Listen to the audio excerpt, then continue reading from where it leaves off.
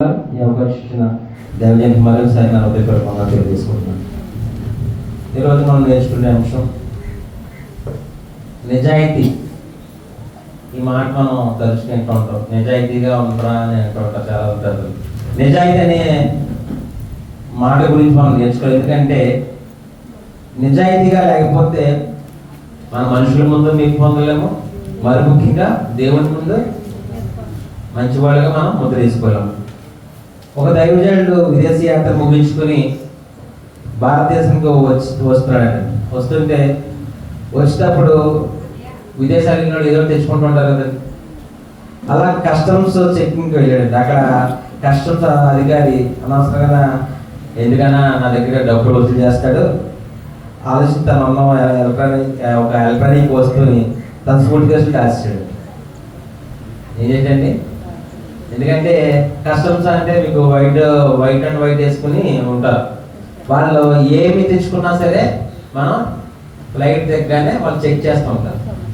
ఆ చెక్ చేసినప్పుడు కంపల్సరిగా దానికి ఎంతో కొంత పెనాల్టీ విధిస్తుంటారు. అది ఒకవేళ అది ఇక్కడ తేగబడిన వస్తువు అయినా లేకపోతే అది ఒకవేళ దానికి మించి బరువున్నా వాళ్ళు మన దగ్గర ఫైన్ వేస్తారు. ఫైన్ వేస్తారని ఏం చేశాడంటే ఆయన ఆ దైవజనుడు ఆ సూట్ కేసు దాచగానే మరి దైవజనుడు కాదండి ఏమనిపిస్తారు, హృదయంలో తప్పు చేస్తానని ఒక ఆలోచన ఉంటుంది. ఎందుకంటే దేవుని వాక్యం మన మధ్యలో ఉన్నప్పుడు ఏమన్నా సరే మనం చేసినా సరే ఏమవుతుందండి, తప్పు చేస్తాం కలిసివేస్తూ ఉంటుంది. అలాగే ఆయనకు కూడా అంతలో ప్రభు తనతో ఇలా మాట్లాడడం ప్రారంభించాడు. ఈ దేశంలో నాకు డబ్బుకి కొదువు లేదు కానీ నిజాయితీ పరుడే కొదువు అనే మాట ఆయనకి వినిపించింది. వినిపించిన వెంటనే ఆయన వెంటనే బ్యాగ్లో దాచిన తీసి వెంటనే ఆ కస్టమర్స్ వారికి చూపించి దానికి పన్ను కట్టేశారు. అంటే ఏంటండి ఇక్కడ అర్థమైంది మనకి, ఆయన ఏం చూపించాడు, నిజాయితీ చూపించాడు. మరి రేపు క్రైస్తవులు నిజాయితీ చూపిస్తున్నారా, నిజాయితీగా బ్రతుకుతున్నారా? బైబిల్ నిజాయితీకి అత్యధిక ప్రాధాన్యత ఇచ్చింది. కాబట్టి ఈ అంశాన్ని ఒక్కసారి అధ్యయనం చేద్దాం, ఒకసారి చదువుదాం. ఒకసారి అధ్యయనం చేస్తే నిజాయితీ గురించి మనం ఈరోజు నేర్చుకుందాం. ఎందుకంటే నిజాయితీ అనేది చాలా ప్రాముఖ్యమైనది. ఎందుకంటే నిజాయితీకి అర్థం ఒక డిక్షనరీ చూసినట్టయితే మోసం చేయని వ్యక్తి అని అర్థం. ఏంటంటే నిజాయితీ అంటే ఏంటంటే మన డిక్షనరీలో చూసుకుంటే మనకి ఏమొస్తుందంటే మోసం చేయని వ్యక్తి అనేది మనకి ఈ మాటకి అర్థం కనపడుతుంది. నిజంగా సూర్యుని కిరణం సూర్యుని వెలుగులో వివరించడా అని కొన్ని అర్థాలు చూద్దాం. ఎందుకంటే నిజాయితీని కొన్ని అర్థాలు చూద్దాం. సత్యం గురించి మనం తెలుసుకుందాం. ఒకసారి సత్యం అనే మొదటి మాట చూసుకుందాం. కీర్తన గ్రంథము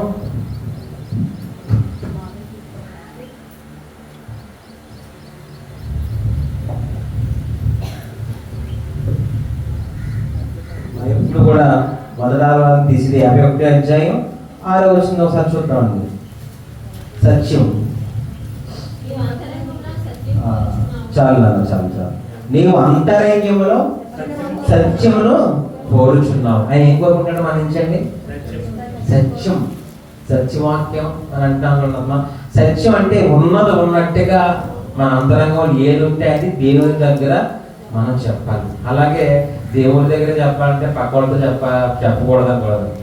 దేవుని దగ్గర ఎలా మలుచుకుంటున్నామో మన తోటి మనుషుల దగ్గర, తోటి వారి దగ్గర, ఇరుపరి వారి దగ్గర అట్టే మాదిరిగా మనం నడుచుకున్నాం అనుకోండి, మనం ఎంతో నిజాయితీ వరకు దేవుడు చూస్తాడు. అలాగే ఎవరైనా ఉంటున్నారండి, మనసులో ఒకటి పెట్టుకుంటా ఉంటారు, బయట ఒకటి మాట్లాడుతుంటారు. అలా ఉన్నవాడు ఎక్కువగా ఉన్నారు ఈ లోకంలో, లేకపోతే నిజాయితీగా ఉన్నది ఎక్కువగా ఉన్నారండి. ఎలా ఉన్నారండి? ఉన్నదాన్ని చెప్తున్నారా? ఎవరు చెప్పట్లేదు. ఎందుకంటే చిత్తశుద్ధి కలిగి ఉండాలి. చిత్తశుద్ధి కలిగి ఉంటేనే దేవుని రాజ్యాన్ని మనం స్వతంత్రించుకోగలుగుతాం. చిత్తశుద్ధి కలిగి ఎవరుంటారంటే అసలు ఎవ్వరు కూడా చిత్తశుద్ధి కలిగి ఉండట్లేదు. నిజాయితీ పరులుగా ఎవ్వరు కూడా ఉండట్లేదండి. యథార్థ కలిగి ఉంటున్నారు ఎవరన్నా? అది కూడా చూద్దాం ఒకసారి. యథార్థత కలిగి ఉంటున్నారు ఎవరన్నా అసలు? 2వ కొరింథీయుల పత్రిక 1:12 చూద్దాం ఒకసారి.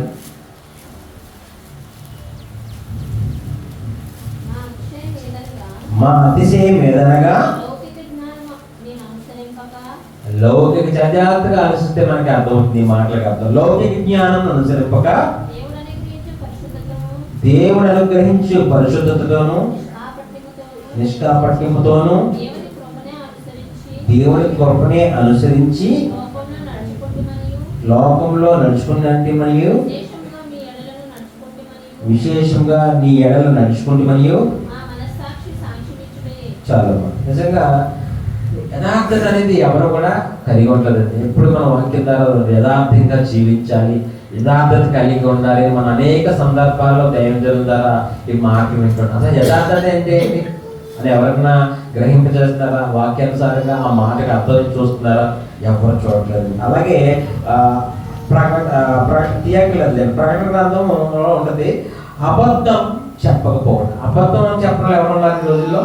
అసలు నోరిప్పితే అబద్ధాలే. ముందు ఎవరు అబద్ధాలు ఆడుతుంటే క్రైస్తవులే అబద్ధాలు ఆడుతున్నారు, మంచి అబద్ధాలు ఆడుతున్నారు నిజంగా చెప్పినట్టుగా.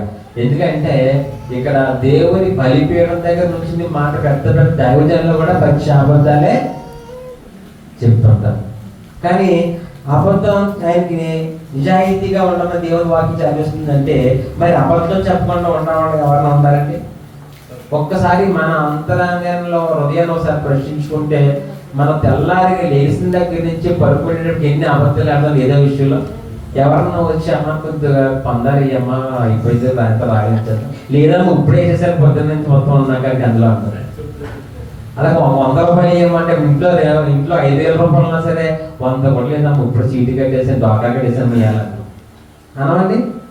ఒకసారి మనం హృదయం ప్రశ్నించుకుంటే అంటే దేవుని వాక్యంలో ఇంత ఇదిగా మనం నడుచుకున్నట్లయితేనే, నిజాయితీగా ఉన్నట్లయితేనే మన రోజు మందిరానికి వచ్చినా, రోజు వాక్యం చదివినా, రోజు పాటలు పాడినా దానికి విలువ మనకి ఫైనల్లో కనిపించాలంటే తీర్పు దినాన్ని మనం నిజాయితీ కలిగి ఉండాలి. నిజాయితీ కలిగి లేకపోతే ఎప్పుడు కూడా వెలుగులో మనం చీకట్లోకి వెళ్ళిపోతాం. ఆయన ఏమంటాడండి?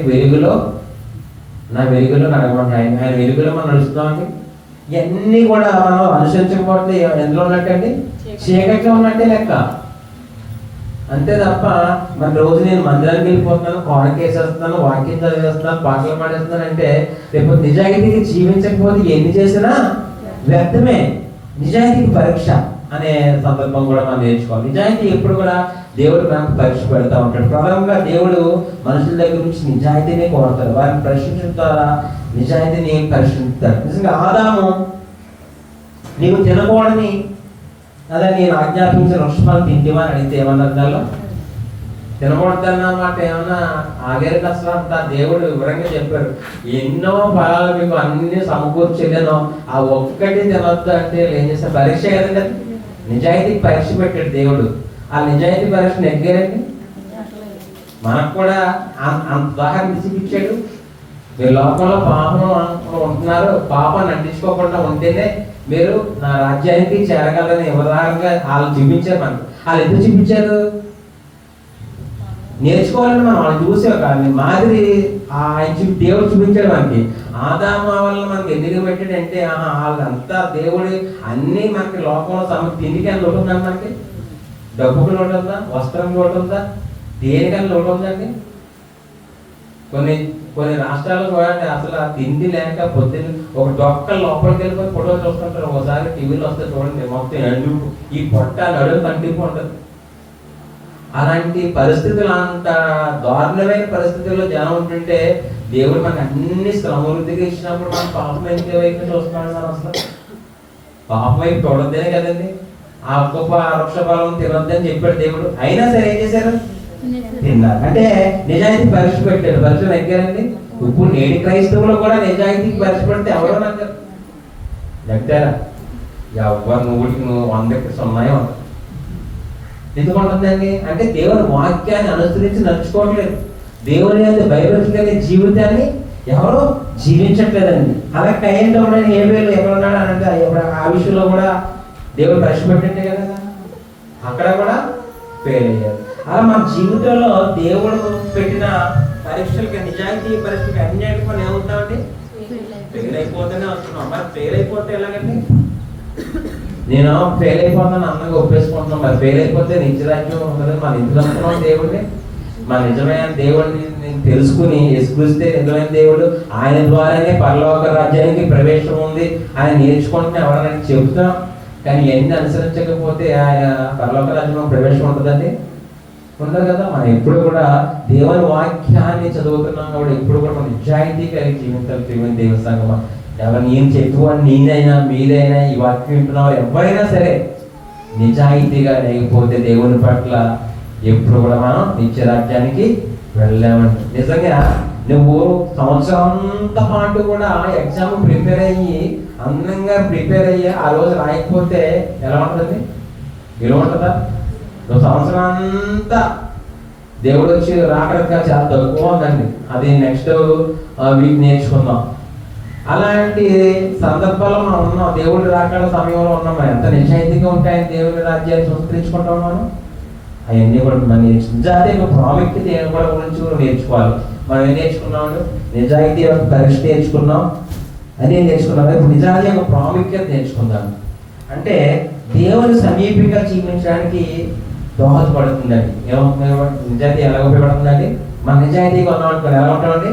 దేవుని సమీపంగా జీవించడానికి దోహదపడుతుంది. అలాగే యథార్థమైన హృదయంతో మనం దేవుని సన్నిధానంలోకి వెళ్ళడానికి ఉపయోగపడుతుంది. అలాగే దేవుని సహవాసానికి పునాదిగా ఉంటుందండి. ఆయన వెలుగులో ఉన్న ప్రకారాలను వెలుగులో నడిచిన మనము అన్యోన్య సహవాసం గలవారమే ఎందుకు దేవుని వాక్యంగా నేర్చుకున్నాం కదా. అలాగే పాపం నుంచి మనల్ని పవిత్రపరుస్తుంది, అవునా కదా. దేవవాక్యం నిజాయితీగా ఉన్నాం అనుకోండి ఏమవుతుందండి? దేవుని వాక్యం ద్వారా మనం పవిత్రపడతాం. ఆయన వాక్య హృదయం ఉంటే మనం పవిత్రంగా ఉంటాం ఉండవా? కంపల్సరీ పవిత్రంగా ఉంటాం. అలాగే దేవుడు మనకు సమీపంగా తెస్తుంది. తను నిజంగా మొరపెట్టే వారందరికి కూడా దేవుడు సమీపంగా ఉంటాడు. ఎప్పుడు కూడా నిజాయితీగా కలిగి ఆయన ఎప్పుడు కూడా ఆరాధిస్తే ఆయన ఎప్పుడు మనకి తోడుగా ఉంటాడు. ఆ విషయాన్ని మనం ఎప్పుడు కూడా గ్రహించాలి. అలాగే దేవునికి ఆనందాన్ని ఇస్తుంది. ఎందుకంటే మనం ఎప్పుడు కూడా ఆయన పట్ల ఆయనతోనే ఉన్నాం. అప్పుడు ఎలా ఉంటాడు దేవుడు? అబ్బా నా సహోదరు ఎప్పుడు నా ఆయనంటే నా వాక్యం నన్నే వెంబడిస్తూ ఉంటాడు, నన్నే చూస్తున్నాడు. దేవుడు ఎంత సంతోషపడతాడు లేదండి. తల్లిదండ్రులు కూడా అంతే కదండి. తన బిడ్డలు పుట్టినవారు తన మాట ఎనకుండా ఇష్టసారంగా తిరుగుతాడు. తల్లిదండ్రులు ఎంతో బాధపడుతుంటారు. నేను కన్నాను కానీ నాకు సుఖం లేదు, సంతోషం అనుకుంటారు లేదా? అలాగే మన కన్న తండ్రి, మన అందరినీ పుట్టించిన తండ్రి కూడా మనం ఆయన పట్ల భయభక్తులు కదా ఆయన అనుసరించి జీవించి ఆయన పట్ల ఎప్పుడు ఉన్నాం అనుకోండి ఎప్పుడు ఉంటాడు దేవుడు కూడా ఆనందంగానే ఉంటాడు. మనం నిజాయితీగా జీవించాలని కోరిక ఆంతర్యమైన సత్యం కోరుచున్న వాక్యాన్ని నేర్చుకున్నాం. అలాగే టైం లేదు కాబట్టి స్థిరమైన జీవితాన్ని ఇస్తుందండి. దేవుని పట్ల మనం నిజాయితీ కలిగి ఉంటే ఎలా ఉంటుందండి? స్థిరమైన జీవితాన్ని ఇస్తుంది. యథార్థమైన ప్రవర్తన కలిగి మనం ఉంటాం. ఇప్పుడు కూడా ఆ హృదయపూర్వకంగా నిజం పలుకువాడి అందరినూ కదల్చబడ్డాడు. ఎప్పుడైతే దేవుని వాక్యం ద్వారా మనసులో ఉందో ఎటువంటి సాధారణ శక్తి ఎటువంటి క్రియలు కూడా ఆయన కదల్చబడ్డ. దేవుని వాక్యం మనం మొదలు ఉంటే అది ఎవరన్నా మన ఆయుధం ఏంటండి? మన ఆయుధం ఏంటి? కత్తిలా ప్రార్థన అండి. ఎప్పుడు కూడా ప్రార్థన విసుకోకి ఎప్పుడు కూడా దేవుడు ప్రార్థన చేస్తున్నారు. ప్రతి విషయంలో నీకు ఎటువంటి సహాయం కావాలన్నా ఉంది. ఎవరి పక్క ఎవరు ఇరుపరు వారికి ఇరుపరు వారికి నీ స్నేహితులు ఎవరిని ఆశించకూడదు. ఎవరిని ఆశించాలండి? దేవుణ్ణి ఆశ్రయించాలి. మొట్టమొదటిగా చేయవలసింది మనం ప్రార్థన. అలాగే మందిరం నివసింపజేస్తుంది. మనం ఇప్పుడు కూడా ఆయన ఒక ఆరులో అతిథిగా ఉండేవాడు ఎవరైనా అడిగారు. ఎవరుంటామండి? నిజాయితీగా ఉంటేనే ఆయన మందిరంలో అతిథిగా మనం కూర్చోగలుగుతాం. అంతే తప్ప ఆయన అయితే భయభక్తులు లేకుండా నిజాయితీగా జీవించకుండా ఉన్నాం అనుకోండి ఆయన అతిథిగా మనం ఉండగలుగుతామండి? ఉండలేమండి. అలాగే చివరగా నిజాయితీగా జీవించకపోతే ఏంటనేది చూద్దాం. అన్నీ కూడా నిజాయితీ ప్రాముఖ్యత నేర్చుకున్నాం, నిజాయితీ యొక్క పరీక్ష నేర్చుకున్నాం. అలాగే నిజాయితీగా జీవించకపోతే, దేవుని పట్ల నిజాయితీగా జీవించకపోతే ఒకసారి అపోస్తలుల కార్యములు 5వ అధ్యాయం 8-9 చూద్దామండి. క్షమించండి, అపోస్తలుల కార్యం 5:2-3 చూద్దాం. భార్య ఎరుకునే వాడు దాని వెలలో కొంత దాచుకుని కొంత తెచ్చి అపోస్తలుల పాదముల యొద్ద పెట్టెను. 3 కూడా చదవండి. అప్పుడు పేతురు అననీయ నీ భూమి వేళలో కొంత దాచుకొని పరిశుద్ధాత్మను మోసపరచుటకు సాతాను ఎందుకు నీ హృదయంలో ప్రేరేపించే. చూడండి, ఇక్కడ నిజాయితీకి జీవించకపోతే ఇటువంటి బుద్ధిలు వస్తాయి. ఏమవుతాయండి? దేవుని పట్ల నిజాయితీకి జీవించకపోతే సాతాను హృదయంలో అబద్ధాన్ని నింపేస్తాడు. ఏమవుతండి? సాతానుడు ఏం చేస్తాడు? హృదయంలో అబద్ధాన్ని నింపేస్తాడు. అబద్ధాన్ని నింపేస్తాడు అనుకుంటా చాలా మంది. నాకు లోన్ శాంక్షన్ అయితే నేను లోన్లో దశభాగం చాలా జాగ్రత్తగా వెళ్ళాలి. ముందు దేవుడి పట్ల ముందు కోరుకోతారు. మాకు లోన్ సెలెక్ట్ చేస్తామంటే 10 లక్షల లోను, నేను 10 లక్షల్లోనూ నేను దేవునికి దశభాగం ఇచ్చుకుంటాను అంటాను. డబ్బు చూసిన తర్వాత నిజాయితీ ఉండదు కదా. నిజాయితీ కోల్పోయినప్పుడు ఏమనుకుంటాను? హృదయంలో సాతాను గాడు అబద్ధాన్ని నింపుతాడు. పర్లేదులే, ఇప్పుడు దశభాగం అంటే సుమారు ₹1,00,000 ఇవ్వాల్సి వస్తుంది. అది బాబు ₹1,00,000 ఇచ్చేద్దాం దేవుడికి. కానీ అన్ని దేవుడి ఆ విషయం మర్చిపోతారు. అయ్యో దేవుడికి ₹1,00,000 ఇవ్వాలా అని 2,000, 3,000, 5,000 తెచ్చి కానికేస్తారు. అక్కడ ఏమైంది? నిజాయితీ కోల్పోయారు. కోల్పోతే సాతాను ఏం చేశాడండి? సాతాను హృదయంలో అబద్ధాన్ని నింపేశాడు. అబద్ధాన్ని నింపేసినప్పుడు రేపు పొద్దున్న నువ్వు 5,000 పాని ఇక్కడ ఇచ్చినా నువ్వు నిజాయితీకి ఇవ్వలేదు కాబట్టి పరలోక రాజ్యానికి పాత్రవుతావా? ఎవరు అవ్వలేదు. అది నిజాయితీగా జీవించకపోతే ఎంత నష్టాలు ఉన్నాయి. అలాగే ఇంకా వివరించాలంటే టైం సరిపో చెప్పుకుంటూ వెళ్ళిపోతాం. అపోస్తలుల 5:8-9 చూడండి. దేవుని ఆత్మ మనల్ని పరీక్షించేస్తా ఉంటాడు. దేవుడు మనం అట్లా ఎలా ఉంటున్నాం అనేది దేవుడు చూస్తూ ఉంటాడు. ఎందుకంటే దేవుడు ఎప్పుడు కూడా అదే నిజాయితీకి జీవించిన వాడు హృదయంలో అబద్ధాన్ని కూడా వృధాగా ఆరాధిస్తాడు. ఆ కోర్సు చూసేట ముగించేసుకుందాం. మత్తయి సువార్త 15:8-9 చూద్దాం ఒకసారి.